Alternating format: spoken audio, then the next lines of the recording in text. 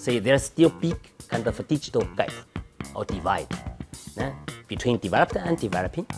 They want to learn from China's experience. So Belt and Road is said to be yet another kind of a digital technology or digital highways to connect China with the rest of the world. I think for us, of course, the inspiring this kind of like the story from China actually encourage, I think, countries from global south, in particular African countries.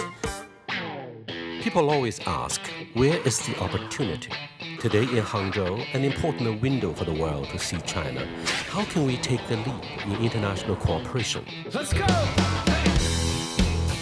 Where are the opportunities brought about by Chinese modernization, and where are they going? Let's explore together.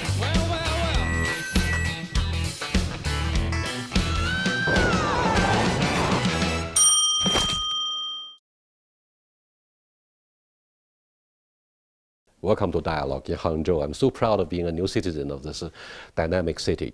I wonder if you have any personal sweet feelings about the hospitality and the friendship of the host city. To be honest, I think in terms of my feeling or impression on Hangzhou, really impressive. If I date back to many years ago, the first time I visited Hangzhou. So when did you first come to Hangzhou? In the year of 1989. But to me, the most important thing that I got from that kind of trip was the dynamics. Actually, the private sector here in Hangzhou and also in Zhejiang province as a whole. So that's why I think for my first impression on Hangzhou, of course, beautiful scenery. Put aside this, another is dynamics of the private sector, SMEs. So Belt and Road is said to be yet another kind of a digital technology or digital highways to connect China with the rest of the world. I think for us, of course, the inspiring this kind of like the story from China, so in particular African countries, that you want to benefit from this kind of like the booming the economy of China. But I'm wondering, though, if most of the Africans who live in the underdeveloped countries and economies could enjoy equal access to the internet. Yes. Because some of those guys who still live in the tribal cultures and tribal areas may not be able to have the luxury or enjoy the easy access to the internet. In that case, what can we do? What can we do to close the digital gap? I think you raised a very critical question about basically the internet access. So without the basic infrastructure in place, whatever this kind of benefits or this kind of incomes, then the population, general public, will not be able to benefit from.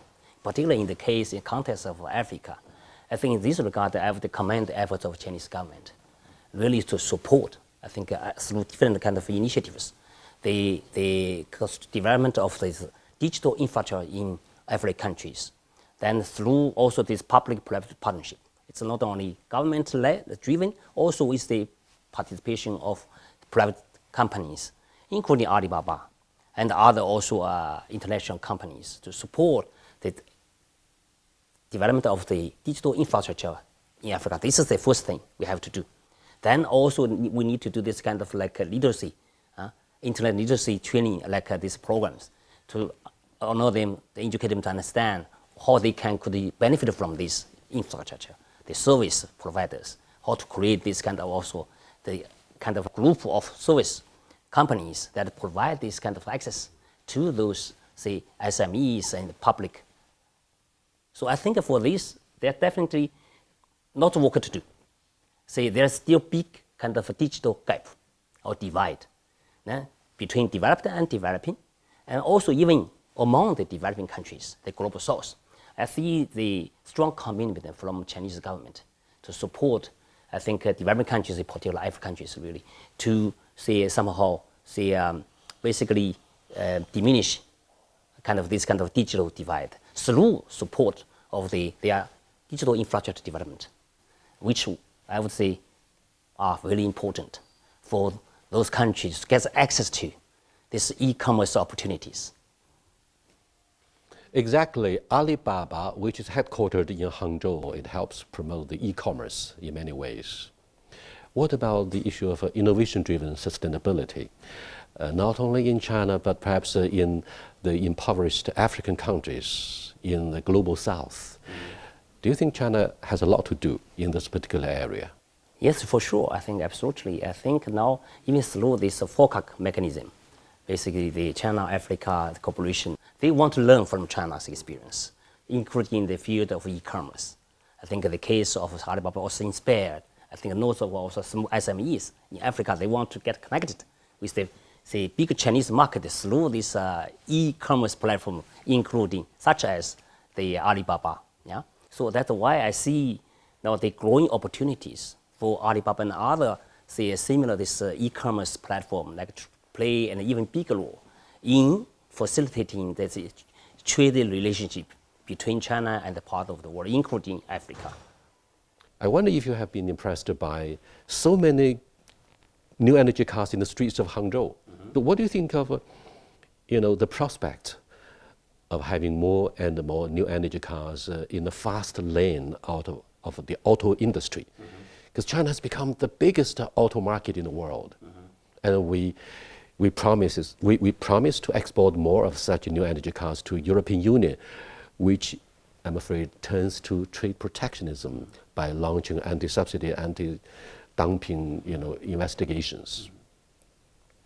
I think this is an issue I would say could be, I think, viewed from at least two angles. The first one is about, I think, like these EVs are proven to be very important for the global efforts on addressing climate change in terms of mitigating the emission from industry, from the mobility of population. The second, I think, dimension is that for those countries who have expressed their concerns that in maybe the poming of these kind of Chinese EVs in their market, I think they want to protect their industry, automobile industry, from this steep competition from China.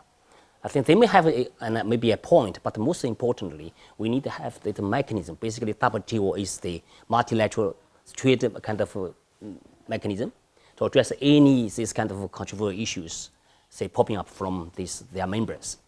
But in this regard, now I was basically informed that WTO has set up this kind of dedicated mechanism to look into this issue.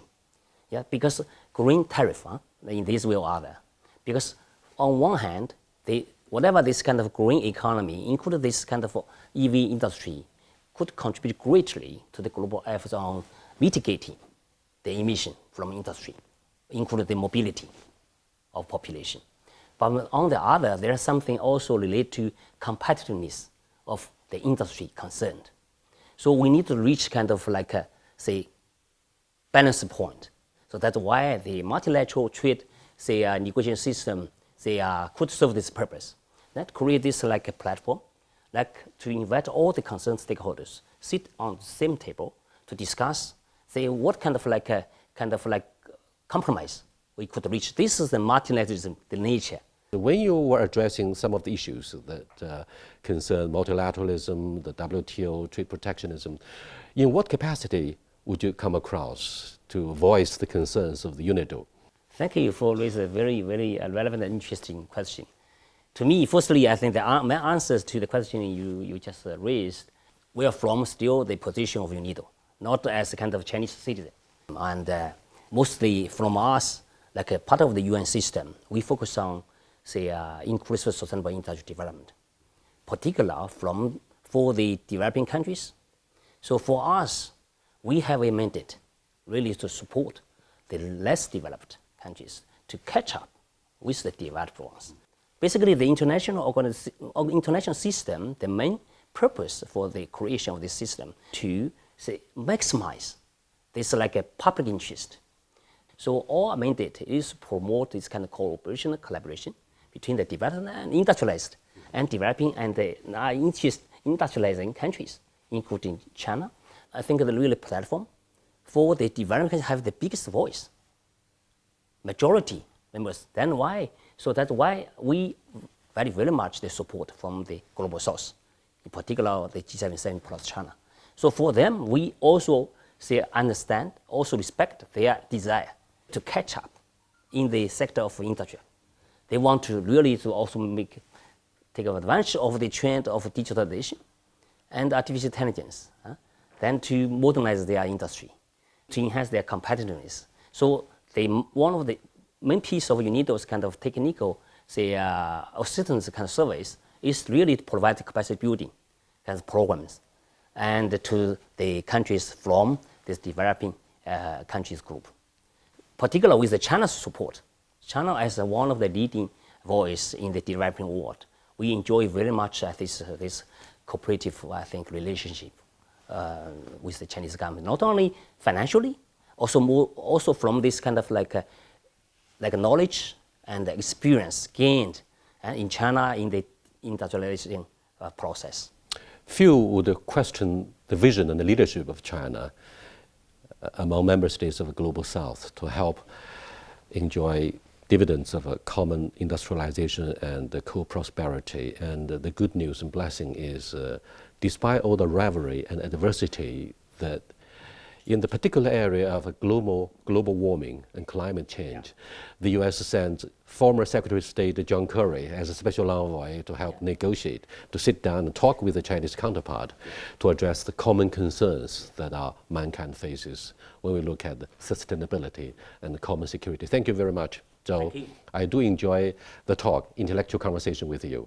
Thank you so much for the opportunity. Hope you enjoy the hospitality of the host city, Hangzhou. Very much. Thank you so much. One of the strong reasons why I feel so proud of being a new citizen of Hangzhou, it is a high ground of interconnectivity based on the widespread use of the internet and e-commerce, the thriving of e-commerce. I'm glad having a dialogue with good representatives from international bodies such as Mr. Zou, who represents UNIDO. We comfortably share same concerns about green energy, new energy cars, the use of the internet, and particularly equal access to the internet by our brothers and sisters from underdeveloped economies in Africa. We care whether we could help the underdeveloped, and that's our mandate.